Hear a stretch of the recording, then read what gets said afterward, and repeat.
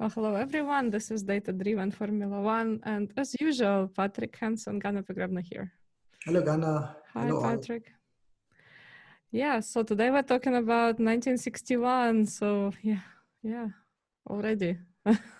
Already, we are entering more and more the 1960s, and today we're speaking about 1961, which maybe unfortunately is the most tragic year for Formula One. We discussed big accidents in the past, but here we spoke about the street races like Mille Miglia, we spoke about Le Mans.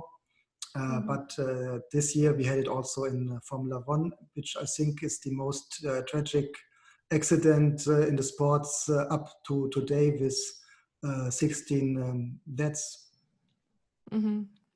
Yeah, that's right. And yeah, I guess we will talk about kind of more tragic events, kind of between the 1960s and now. But yeah, indeed, I mean, if we take the sequence of events from 1950 to 1961, yeah, this is one of the worst cases. Mm-hmm. Indeed. Okay, so let's go. Season in a nutshell. Right, and as you can see, Ferrari is doing well this season. Exactly. It took them a lot of time to change from front to the rear engine. In fact, we already had the Ferrari 156B or no, 246B, an experimental car where they already tried out the concept of the rear engine, which was driven 1960, particularly by Wolfgang von Trips. And it seems this worked, as honestly the car was the car to beat in the 61 season. And as you can see, most pole positions by Phil Hill, but winning drivers had been split up between the three Ferrari drivers, him, Wolfgang von Trips, and also Giancarlo Baghetti, who drove a kind of private Ferrari, but I think we will come to this later when we speak about the drivers. Mm-hmm. Yeah, and indeed, if you look at the Constructors Championship, we have Lotus Climax of Ferrari. Yeah, so that's like I said, Lotus is also a very, very cool team. And we will be talking more and more about them kind of going from 1960s into 1970s, especially, and in 1970s. And for a while, in 1970s, they even dominated the sport. So yes. Interesting. Well, it would be quite interesting to look at the reasons for that. But yeah, indeed, in this season, it's pretty much between Ferrari and Lotus. Yeah, if we look at the pole positions, indeed Phil Hill was doing great, but for some reason not quite realizing all his pole positions into wins. Yeah, exactly. And we have to say that the last race, the US race, the same as 1960, was without Ferrari participation.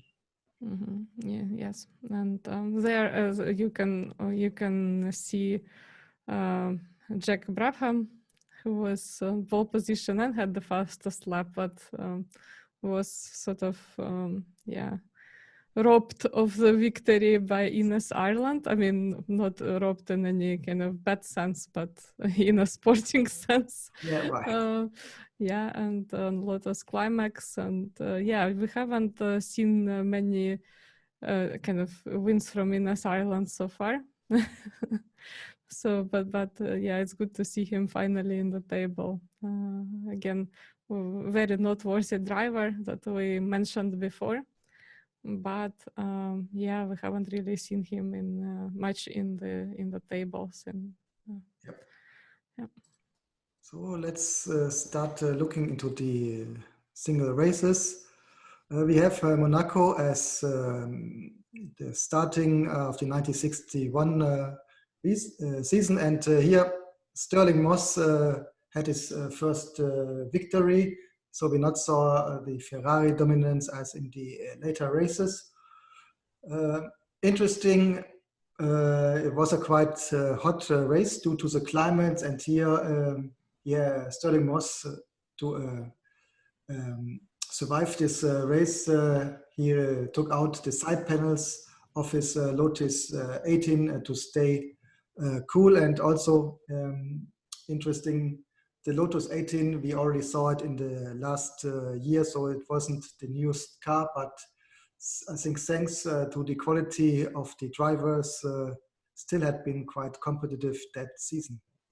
Yeah, and I also wanted to say about the photograph as we turned to it. I'm sure you recognized Stirling Moss because we've talked about him a lot. But the guy who is kind of talking to him is Ines Ireland, actually.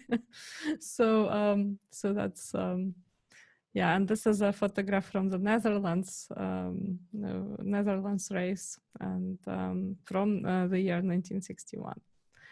Yeah, yes. Yeah, Monaco race, I think, is always always quite cool to watch, and I'm sure in 1960s it probably was even more engaging, considering that you could kind of see it probably closer, but also quite a nice start to the season. So now, if you remember previous seasons, we were normally starting in Argentina traditionally. So here we had a start in Monaco. Yeah, I mean, quite interesting to have it right at the start, as normally Monaco is somewhere in the middle. I mean, it's practically the highlight, maybe not from the driving point of view, but let's say from the importance. And I mean, if you speak about the triple in motorsports, you mentioned Indianapolis 500, the 24 hours of Le Mans, and Monaco. So quite interesting to practically to have the highlight as the first race.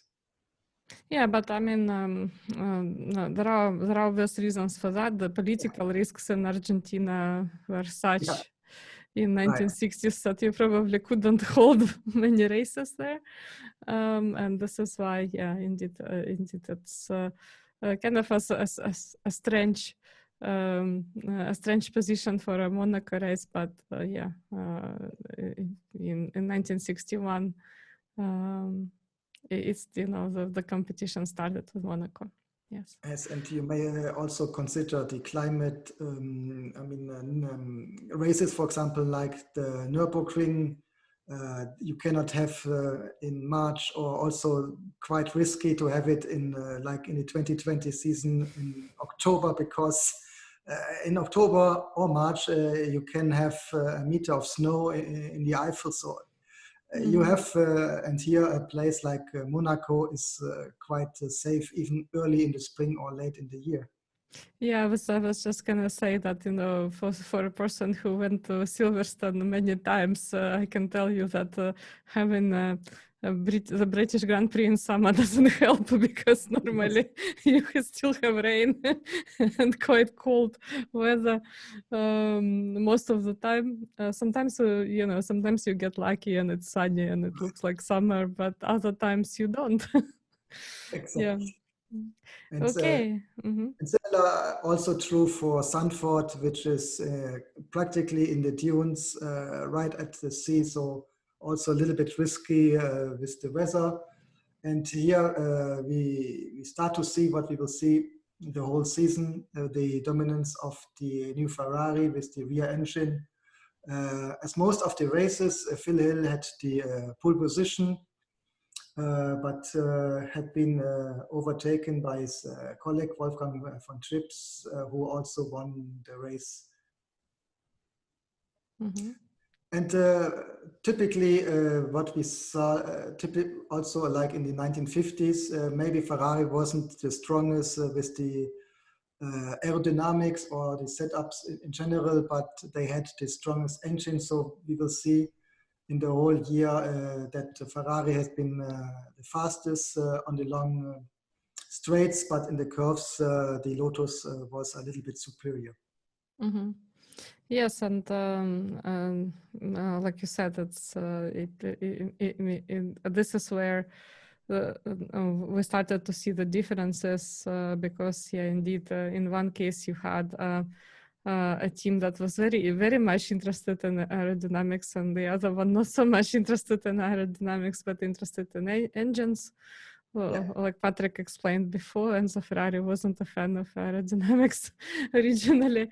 So yeah, yeah, and it's cool to see how they, the results would differentiate. So you effectively, or the performance would differentiate on the track if you concentrate primarily on one or the other. Yeah. Exactly. And Phil then Hill, there we go. here we go, and we stay quite in the neighborhood and going from the Netherlands to Belgium, Spa-Francorchamps, and again Ferrari dominating. And for the first time ever, and maybe also for the last time, we had Ferrari 1, 2, 3, 4 in Formula One. Of course, something which we don't see today, as we do not have 4 cars of the same team anymore. No, that's right. That's right. Yeah, I was gonna say that the reason we have it there that it was not achieved since, but yeah, it's probably because we just didn't have that many cars per constructor anymore. So it's, yeah, we just have 2 cars normally. But if you think that we had some teams dominated the competition in several years, so you would have imagined that it could happen. But yeah, since we now have only 2 cars per constructor, yeah, I guess that's not very achievable. Yeah, very cool this race in France, right, with Giancarlo Baghetti, who for whom it was the first time he was racing in the World Championship, the first win, and the only win. It just so happens, right? He never won a Grand Prix, Formula One Grand Prix since. Right, and I think he didn't stay that long in Formula One either. And interesting here, he not started for the Scuderia, but a team called FISA, which was a cooperation between different automotive clubs in Italy. So they joined forces to buy some of the Ferrari race cars. So he was driving with the same car from the same year. So he had practically really the same car, and so he was competitive, but he wasn't driving directly for the Scuderia. As we had, this is quite similar as another race team, the Scuderia Colonia, which we will discuss maybe a little bit more in the next episode, which were also association of automobile clubs where they want to have the aim to support local talents and give them a seat to participate in Formula One. And this was the case, which supported Baghetti for his first and unfortunately also his last victory. Mm-hmm. Yeah, and yeah, it's quite a yeah, like you said, it's essentially, so is that semi-private? Is it private car that he drove, or is it semi-private? How does that work? Yeah, it's semi. It was like a private team, but let's say it was supported by Ferrari. Oh, okay, I see. Mm-hmm. So they had some kind of privileged support. So is that a little bit like kind of the original version of Red Bull when they sort of, yeah, or Toro Rosso? Yeah, maybe more Toro Rosso or Alpha Centauri. As that, yeah, I think it's quite comparable, or like what we have now, the Alfa Romeo team for Ferrari. So that you have, it's like a junior team, maybe also to check talents and bring them into the championship. And if we see that they really have the talent to compete, then they can grow to the real senior team. Mm-hmm. Yeah, interesting. So yeah, so I mean, quite similar as we have it today. With the only difference is it was not really one organization, but like a joint venture. Mm-hmm. Okay, as you noticed, the UK Grand Prix is in N3 again. We were explaining before that in 1954 there was a kind of this additional track that appeared in the UK, and essentially they signed the agreement with Formula One. And effectively, the races alternated between Silverstone and N3. And yeah, this was the turn of N3. Practically, yeah, or like most odd years were in N3 and the most even years were in Silverstone for a while. But yeah, so this was the turn of N3. So that's why it doesn't say Silverstone, in case you are wondering and in case you forgot about this sort of agreement. So we've discussed it before when we discussed 1950s, late 1950s. Yeah. Yes, and let's say as a fun fact, we had the first and the last time that we had a 4x4 car participating. It's not the one which you see here on the photo, but we will present it later when we speak about the technology. We had the Ferguson P99 Climax, which was used by the Rob Walker team. It not particularly did well. I mean, it wasn't successful, but it must have been very nice to drive. For example, Sterling Moss later nominated it as one of his favorite cars that he drove in his long career. So we will shortly speak about it later. Yeah, actually, Rob Walker team, they put in quite a lot of experimental cars. They're quite weird. And when we looked at engineering, normally we had something strange from Rob Walker participating. Yeah, particularly I guess because it is a private team, and they could probably put up something that they something a bit less conventional. And in fact, yeah, we know that there were quite a lot of these so-called composite cars, right? When some of the private teams could have used like chassis from one constructor and then would make some like the rest of the car themselves, or kind of would engage a different constructor to finish up the car once they have the chassis. So yeah, so it's all we had like a lot of weird and wonderful designs. My personal favorite is of course in 1970s, 1980s, and even some of the 1990s car when we had like really strange completely not aerodynamic things, and, which looked quite square and a little bit out of place sometimes on some cars, so that we will show you. Yeah, and already at the end of the 1960s, we will have some of these strange-looking examples. Yeah, but I mean, I think Rob Walker is kind of the pioneer team in this, in that sense, because they really had quite a standing out cars. I mean, of course, if we do not take cars like Bentley that we've showed before, like that were essentially not a Formula cars, but they just wanted kind of to have a show car in the races for advertisement reasons. But this was one team that really had a lot of experiments. That's right. But I mean, nevertheless, Sterling Moss switched back to the conventional Lotus for the next race in the Nürburgring. And with this, he could win this Grand Prix against the strong competition from Ferrari. This based on technical problems, but also, and we discussed it many times before, the Nürburgring is really a racetrack where the driver matters. It's very curvy, yeah. And besides this, so the driver matters more, and also the Lotus, the lighter car, maybe had some advantage in this particular Nürburgring Nordschleife.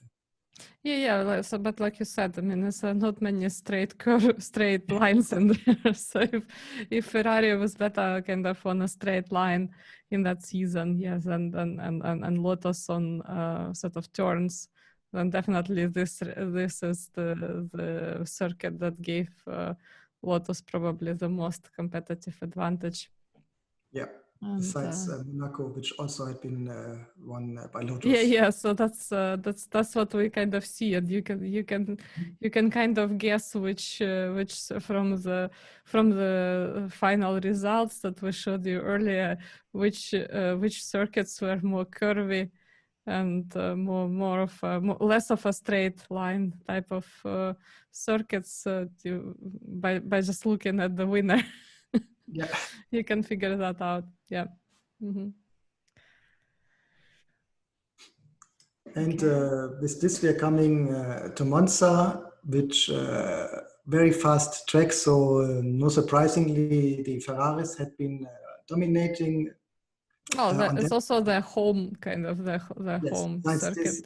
And I mean, as we discussed in the 1916 episode, it's the home Grand Prix for Ferrari. So the organizer, of course, designs the race track that it benefits the Ferrari, because they have different options how they want to use it. If they want to use including the oval as they did last year. So I mean, the organizer in Italy, of course, has a look on it that the Tifosi would see a Ferrari victory. Mm-hmm.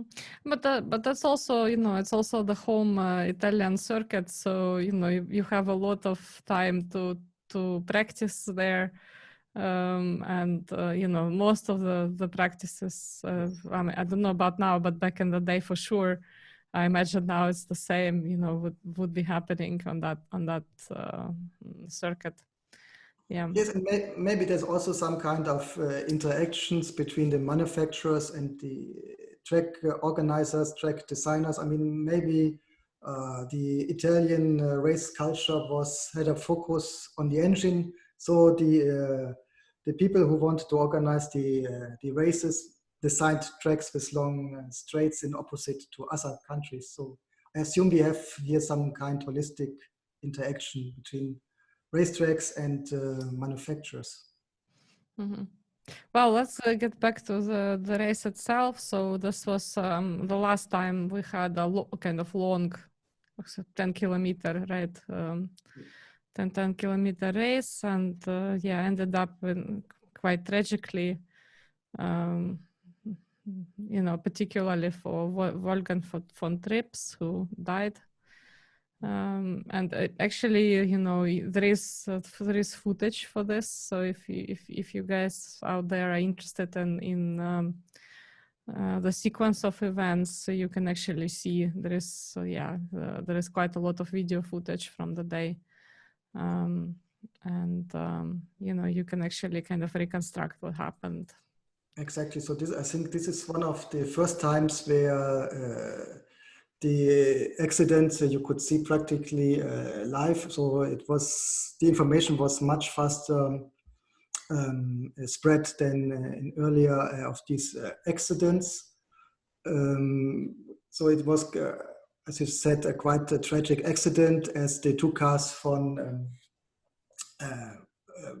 who was it? Von Trips. Yeah, von Trips, and I forgot the other guy. Okay. Anyway, so as the two cars, look it up.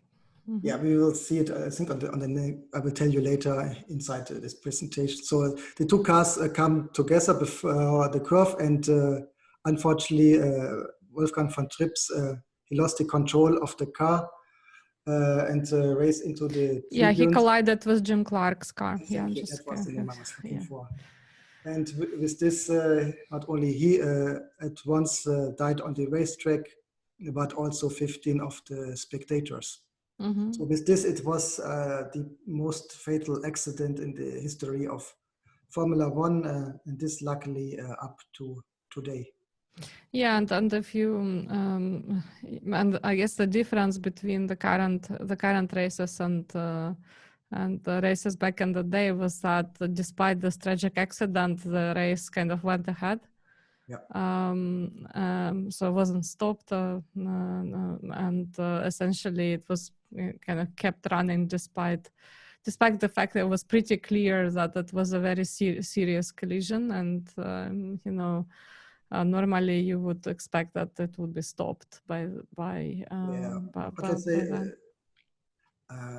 but also you may consider that it was tragic, of course, for the driver, but we had 15 dead spectators. So you also have to think about the logistic, that the ambulances can come to this particular tribune. And so maybe it was even, maybe it wasn't empathic, and maybe we wouldn't do it today, but to ensure that there's no panic, that people are leaving, and to ensure that the ambulance can arrive at the location. Maybe it was also a logical decision to keep the race running. Yeah, maybe it was also the practical reasons, but so despite this tragic event, by that time, basically Phil Hill knew that he was the winner of the season.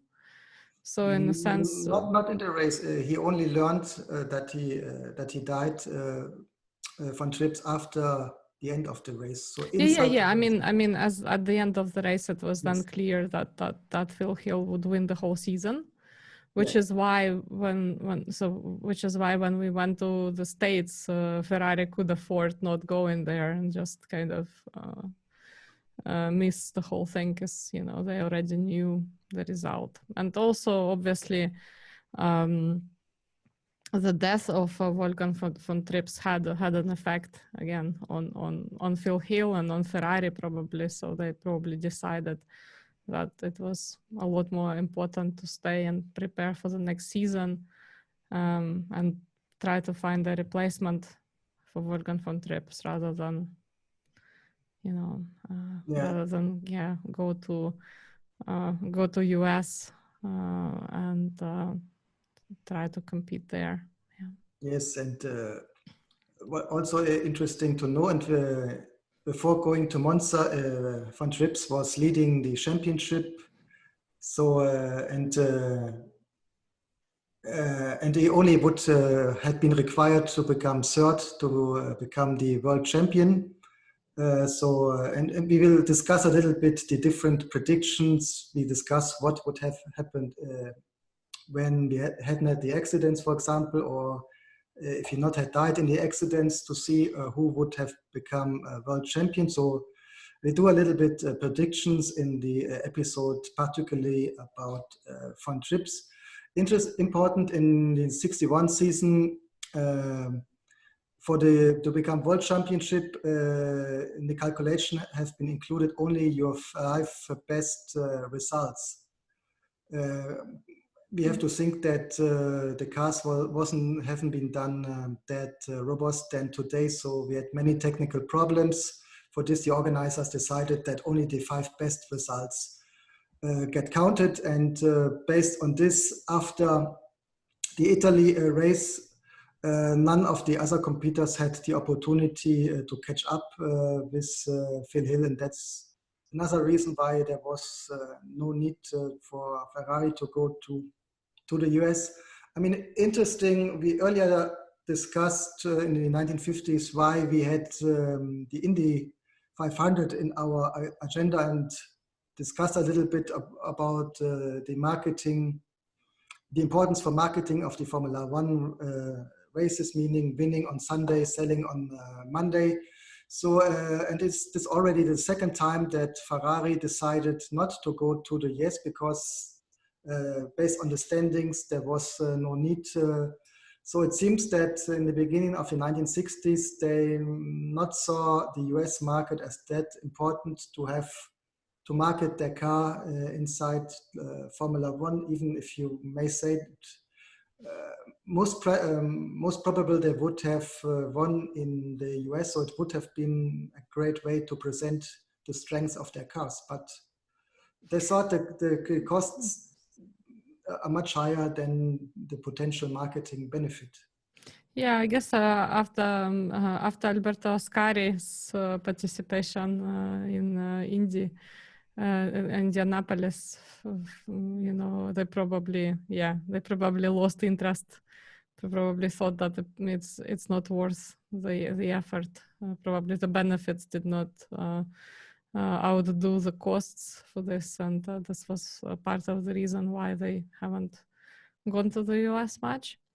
But indeed, for those of you who are watching this, we will do a separate episode about Wolfgang von Trips. And there, Patrick prepared fantastic comparisons. And also we will talk not only about Wolfgang von Trips there, but generally about German Formula One drivers. Yes. So there are a lot of interesting things to come. So do watch the episode about Wolfgang von Trips, where we will talk about not only his own racing talent, but also about we will touch upon the careers of other famous German drivers, particularly Michael Schumacher and others. Yes, and we speak a little bit about, in this case, again, the muse and the inspiration, as they even made a movie a little bit about him as an idol for this generation. Yeah, I mean, a very cool guy. Yeah, and also, apart from the movie, there is also a statue of him. And so he's from Cologne. I mean, from from that region, and if you've been to Cologne, you know that it's a really nice place, very special place in Germany. I personally lived in Bonn for a while, so it was for me it was a very short trip every day to kind of go there. Yes, and I worked and also had been at the university in Cologne, so also know quite good that area. So yeah, I mean, don't miss the episode about Wolfgang von Trips, where we will discuss. In short, yes, don't miss it. Yes.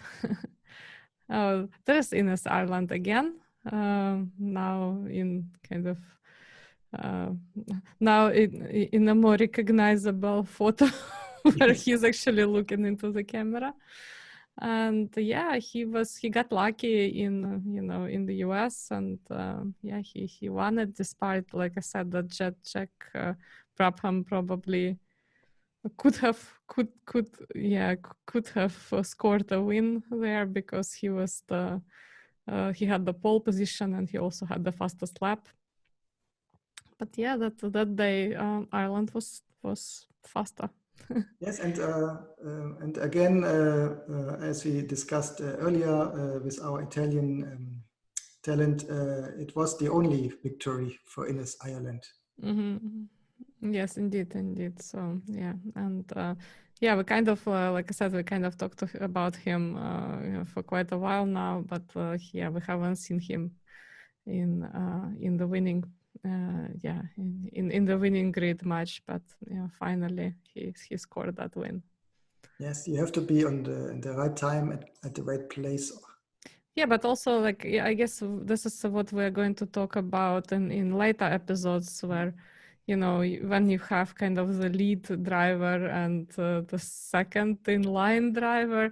And we will talk about some of the controversial team orders, which caused quite a lot of grief on the track, especially when you have big egos and everyone wants to win, and that caused quite a lot of upset in the normally sport. all the drivers are like alphas, so I mean all of them think they are the best and they want to win. So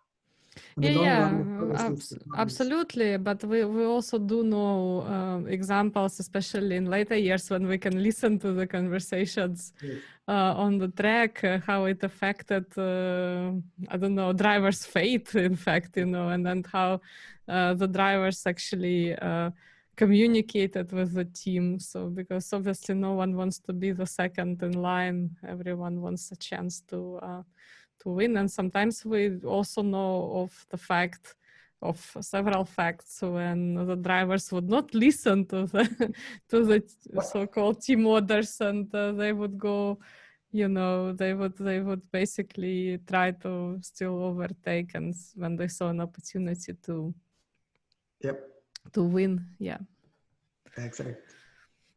And let's check out the cars. The cars. Years, starting with the winning one, the Ferrari 246 F1. Mm-hmm. And I can delete the 460p, I forgot that. So, I mean, a very beautiful car. Again, the first real rear engine car for Ferrari, also called as the shark nose, as you may see from the photo. Interesting, this design detail was not only used in the Formula One by Ferrari, but practically in all their sports car of that year. So you see this also, for example, in the cars starting at Le Mans and other races. So of course, I have one here. So you can see also that detail. So really very beautiful car. I mean, you see the 6-cylinder Dino engine. And after it took various years for Ferrari to accept that the engine should be behind the drivers, now they did a change, and it helped them to, in 61, to have the driver champion, but also win the Manufacturers Cup. So is that the 246 F1 that you've got the model of? Exactly. And what was the difference between, do you know, between the 246 F1 Sorry, and 246P? No, it's not, it's the 156. Okay. Yeah, I did a copy and paste and unfortunately forget that to change that detail. One moment. Oh, there we go. Hey. Yay. Yeah. Okay, that makes sense. Yeah. Okay. Yeah, great. Yeah, but you know, yeah. Oh, Porsche. I completely forgot about those. Yeah, but sorry, Porsche. Just to answer your question, the 246 had the engine before, and the other one was the experimental. Yeah, the engine. Yeah. That's what I thought. If you're interested to see that car, go to Ferrari.com. They have pictures of all the cars, including this rare one. So there you can see it. As you know, I cannot show it because of the copyright. So we have to see a little bit which photos we can show here. But most of them, I mean, if you Google it a little bit, you find also pictures. Yes, of course. Okay, Porsche. Yeah, this is nice. It's a little bit kind of Maserati-ish, this car, I have to say. If you look at it. Yeah, I completely forgot about this one. I mean, this is ace. Yeah, really nice. And great to see Porsche competing as well. Yes. Yeah, and as you've mentioned it, in the 61 we had less manufacturers. So there are some manufacturers we don't see, we don't saw in this year. So I guess after 10 years, we will not see the photo of your favorite Maserati 250 because nobody was using it anymore. And also we lost the Aston Martin team.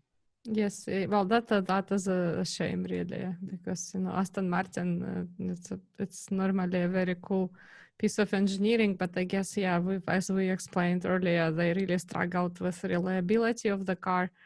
And because it was mostly drivers championship before we had the constructor championship, it kind of was dropped by the drivers simply because it was not that reliable. Yeah, exactly. But it's a shame, really. I wish they did more racing. Lotus 18. So this is this car that Patrick explained was had to be modified for it to be comfortable. Yes, and as you see, and as you see, this is the blue and white Lotus, meaning this is the Rob Walker. This is the Rob Walker car. Not the Lotus manufacturing team, also not Team Lotus. but they have been technically on the same level, and that's why Sterling Moss was able to beat the official Team Lotus with that car. Yes, and indeed you can see that it's especially on. So yeah, you can see the differences in engineering, especially. I mean, I think we have right. Do we have Cooper Climax? Sorry, yeah, we did. Yeah. So here we go. Yeah, this is the Cooper Climax again. And you can see some of the similarities with Rob Walker, there. And obviously, this is another example of British engineering. It's quite striking how, I think Italian cars are different from British cars. And like Patrick said, it's mostly because the British cars look more aerodynamic compared to this early Italian cars. But I guess then we will see. I mean, now obviously everyone understands the benefit of aerodynamics. So now we, kind of look at the cars and they kind of look very, very similar despite the different kind of, national, the origins of the teams. Yeah, back in the day, it was really kind of different experiments that car manufacturers were making. And this is why we could see quite a different. Here's another one, which is again quite different, but at the same time, I think kind of more paying homage to this sort of vacuum cleaner cars of 1950s, late 1950s, right? BRM P57, which kind of looks like Maserati as well. Yeah, a little bit, yeah.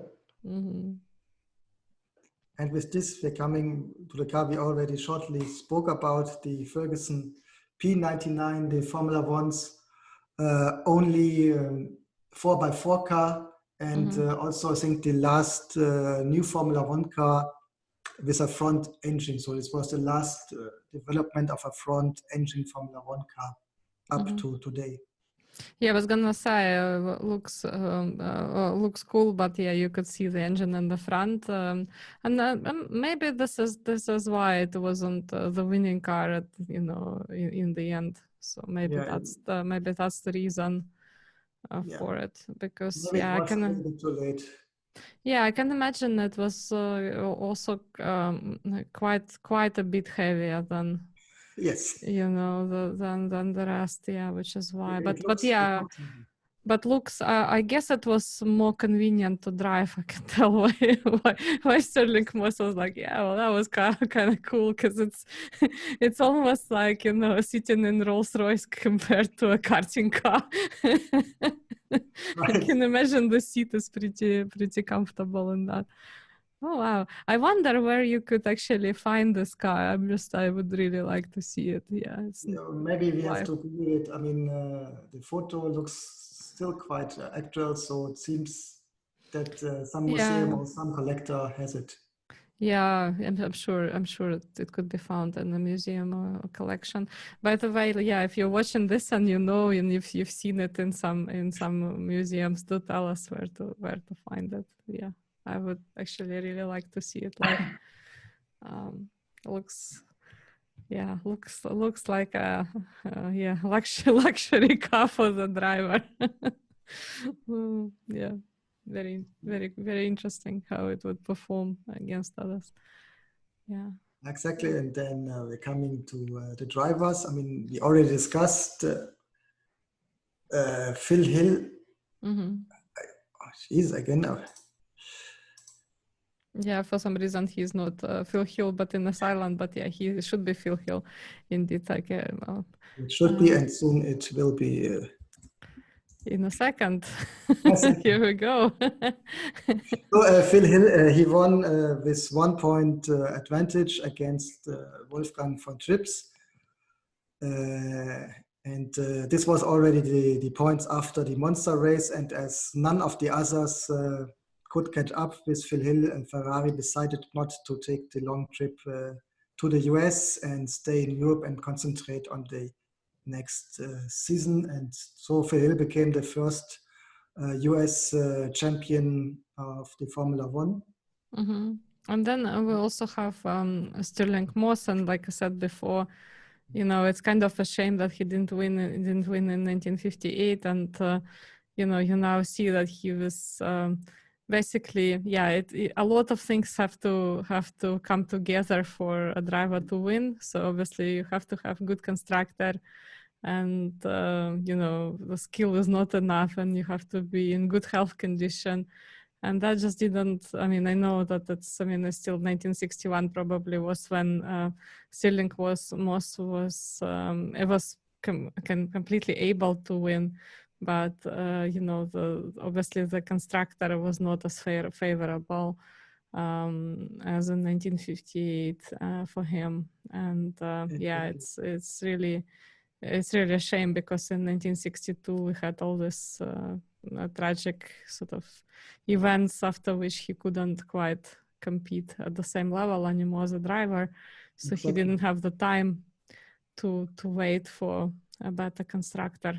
Yeah. Exactly. And well, in fact, due to different sources, he agreed with Enzo Ferrari that he would have driven the Ferrari in the 61 season, which not happened due to his accident. But also, to be honest, small spoiler, the 62 Ferrari car wasn't that good as 61. So even if he would have done the switch, most likely he wouldn't have become champion anyway. Mm-hmm.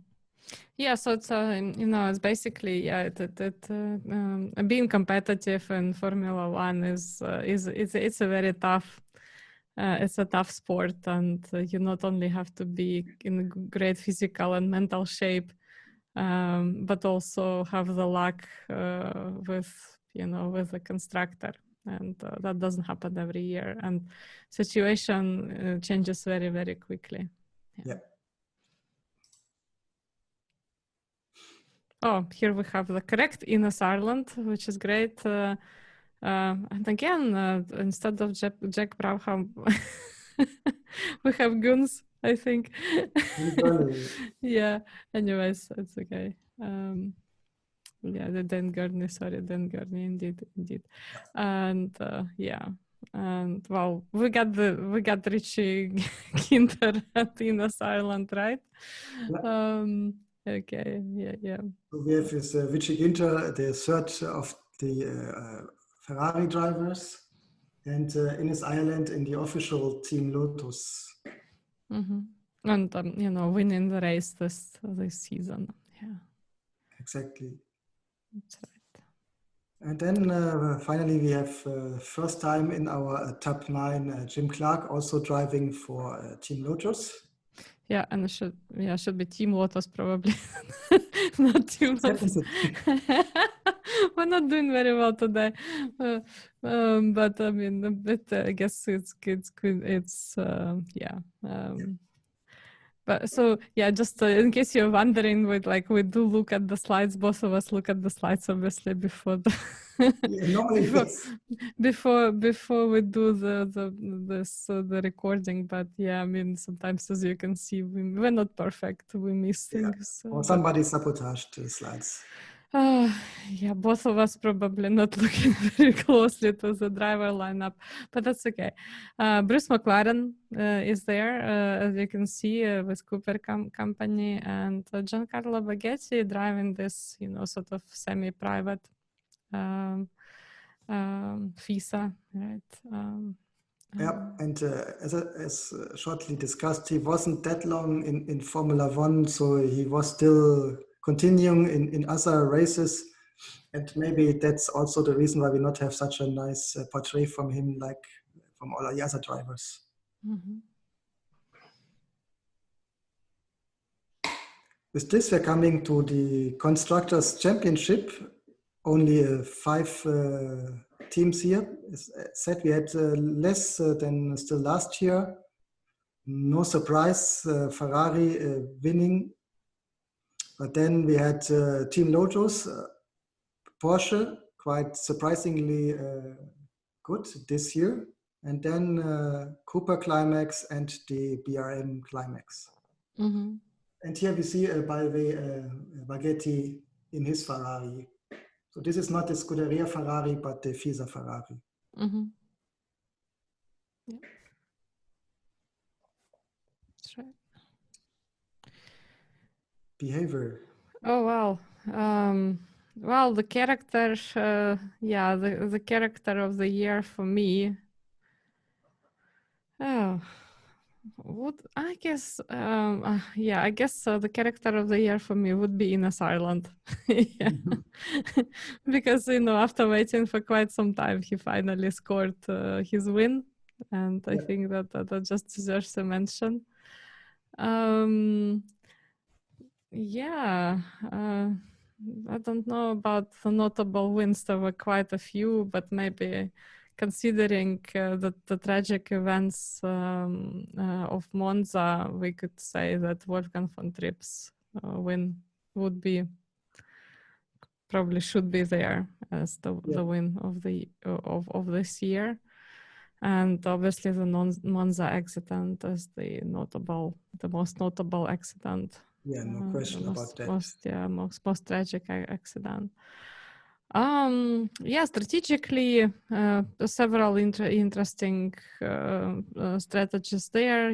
From obviously we highlighted the differences between the two top constructors. Obviously, the more kind of straight line concentration from Ferrari versus more of a aerodynamics and turns and curves strategy from Lotus. And you could already see the differences in performance. And like I said, if you just look at the winning drivers, you could figure out who picked what. Yeah, so another notable strategy is the appearance of FISA, I guess, in the competition. And like Patrick said, this kind of strategy from Ferrari to have maybe a junior team and trying out some folks on the racing track kind of early on and see to what extent this could be used as some sort of basis for talent selection, and probably some experiments that they could do with the cars. But already I think what is worth mentioning here is obviously this is a matter of resource, right? Whereas like in the British teams, we have much sort of less resourceful teams present who essentially were trying to kind of assemble the cars from some weird kind of parts that they could have access to, or just produce one decent car for a season. I mean, Ferrari could actually afford doing these experiments, which also kind of, this we need to give credit to Enzo Ferrari, because, this was very successful business strategy. So you could actually afford doing these things, right? Otherwise, if you didn't have enough, if you didn't generate enough profits and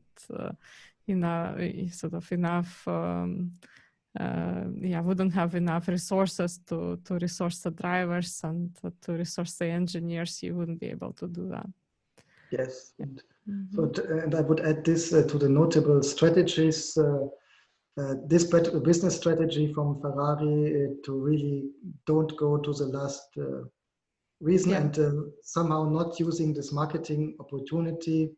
So for me, this is also a quite notable strategy as slowly the US became an interesting market for Ferrari up to Latin America. So quite interesting that they chose not to go to the US, same as 1960.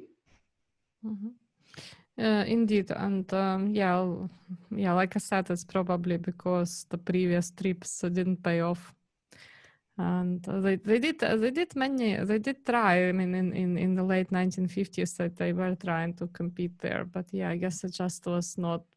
They just decided it was not worth it Yeah, at that point. Yeah, so I guess because the European market was kind of enough for them. At least at that stage. So I think it's not only until later that we saw the Ferrari cars competing in the US, and certainly it would be great to see them there. But on the other hand, you have to make some choices and exactly. have some sacrifices in sort of um, uh, just to have potentially have a better car, better drivers next season. But as Patrick said before, this time it was not the case because 1962 car wasn't that great. But at least they tried, and they tried to experiment, and they made that decision that made business sense for them at the time. Yep. Is this Legacy of the year?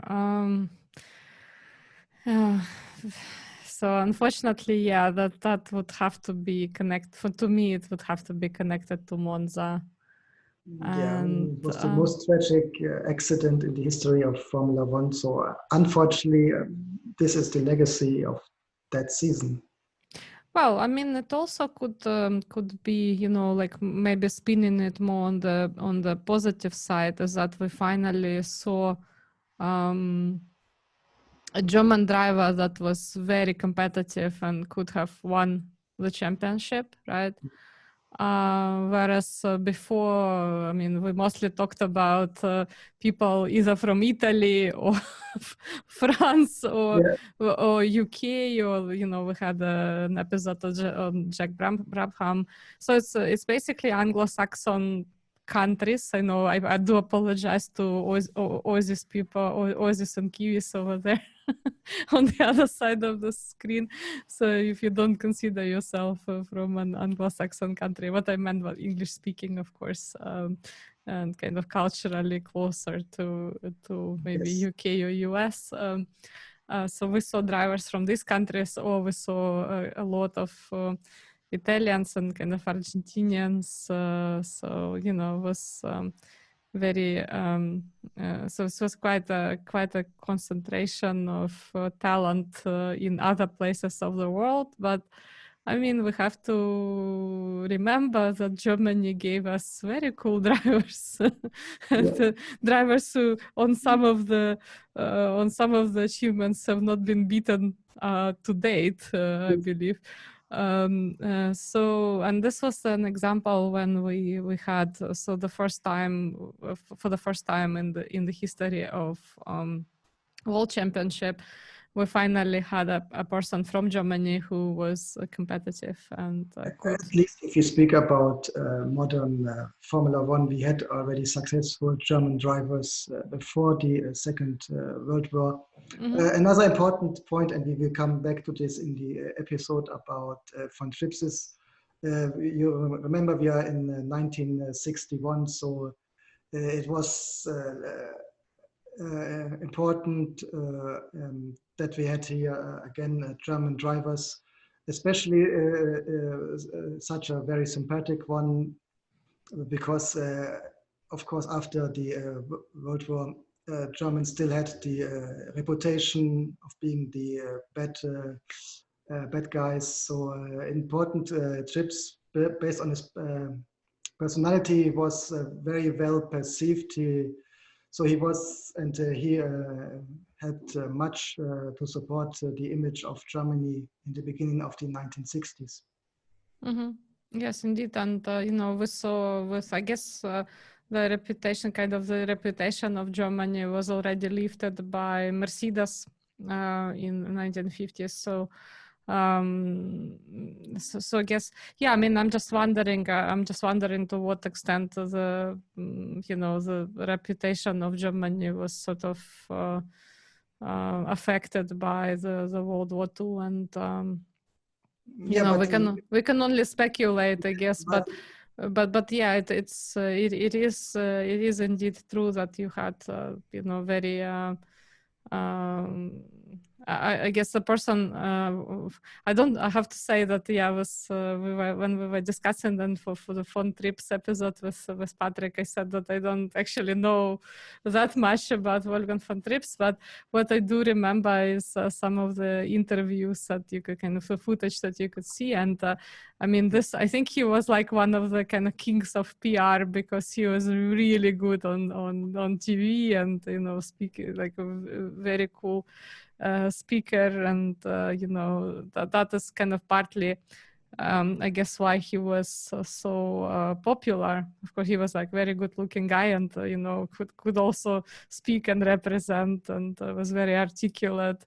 And you know, indeed, this probably was also quite a lifting moment for German, you know, competitive driving. And you know, when they finally had this kind of figure that you know, you could essentially sort of showcase in many TV programs and broadcasts. And yeah, it's really tragic that he died so early. Yep. But this is the life of Formula One driver. I mean, unfortunately, I mean, we had many examples up to today in our various episodes. Yeah, I mean, even now, as you know, you're not completely safe despite all the regulations and everything else. Yeah. Okay, that's all, folks. Yeah. So again, we well, I mean, I really enjoyed this episode, especially considering all the typos that we've made on our slides. We probably, I mean, we probably shouldn't do that more often, but it's good to be able to. So thanks a lot to Patrick, who is able to kind of correct them as we go along. Well, naturally, we are very interested in your feedback, so do let us know what you think, and tell us if we've missed something or we haven't covered something, we forgot something. That's always, or, you know, just tell us what you think about 1961, and maybe something about your favorite characters and your favorite constructors. We're always eager to hear your opinion. And again, thanks to Patrick, we're on all of this different media now, apart from YouTube. So exactly, you cannot escape us. Awesome. Well, thanks a lot, and see you next time. See you next time. Bye-bye.